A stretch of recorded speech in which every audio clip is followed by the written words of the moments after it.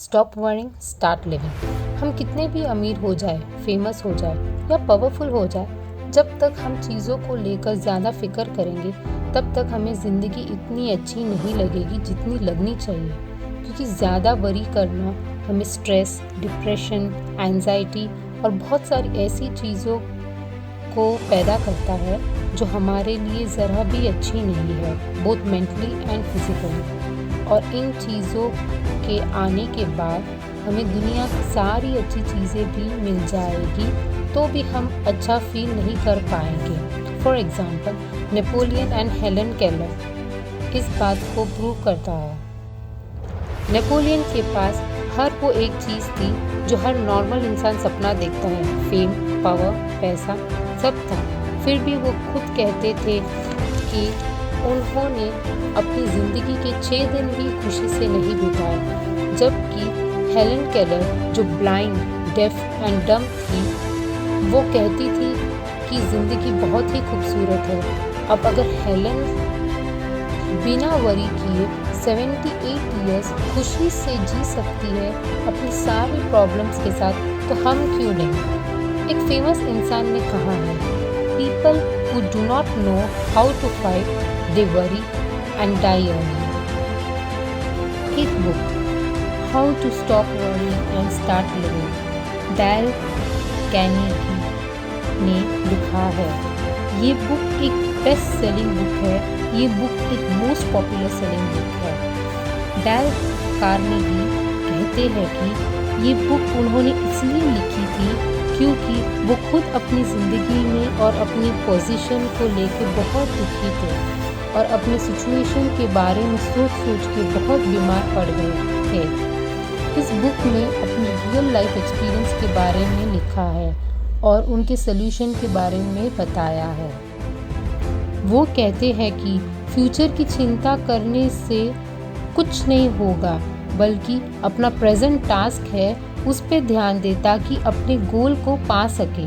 For example, आपको एक घर खरीदना है तो आपको ये बैठ के नहीं सोचना है कि मेरे पास पैसे नहीं है, मैं क्या करूँ, पर आप वो घर कैसे खरीदे उस पे काम करना होगा।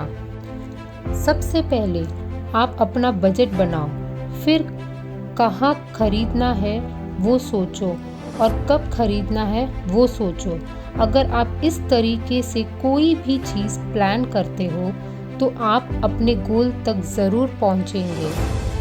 चलो एक एग्जांपल देती हूँ। एक बहुत बड़े इंजीनियर थे जो एक प्रोजेक्ट पे काम कर रहे थे जिस पे बहुत सारे पैसे लगे हुए थे।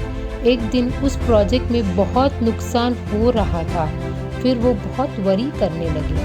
वो दिन रात यही सोचते थे कि मैं क्या करूँ। ऐसे सोचते सोचते उनकी तबीयत भी बिगड़ने लगी। फिर उन्हें रियलाइज़ हुआ कि ऐसे तो नहीं चलेगा, इसमें मेरा ही नुकसान है। फिर उन्होंने एक टेक्निक लगाई। फिर जब कामली उन्होंने सोचना शुरू किया तो उन्हें रियलाइज़ हुआ कि कुछ चेंजेस करने और थोड़ा और पैसा डाल के और थोड़ी और मेहनत करके उसे बदला जा सकता है। और उन्होंने वो ही किया और उसकी वजह से कंपनी को बहुत फ़ायदा हुआ। और उस इंजीनियर को रियलाइज़ हुआ कि अगर वो 3 स्टेप इस्तेमाल नहीं करते, सिर्फ फिक्र करते, तो ऐसा रिज़ल्ट कभी नहीं मिलता। We have to train your mind to stop worrying. तो चलो देखते हैं कि उन्होंने क्या टेक्निक इस्तेमाल किया।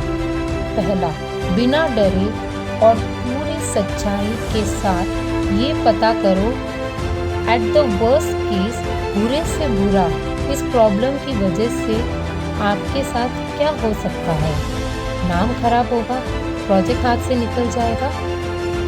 फिर वर्स्ट केस पता करने के बाद उसे मेंटली एक्सेप्ट कर लो। जब वो बुरे से बुरी चीज़ें मेंटली एक्सेप्ट कर लेते हो, फिर आप उस वर्स्ट को बेटर और अच्छा कैसे कर सकते हो, इस बारे में सोचो।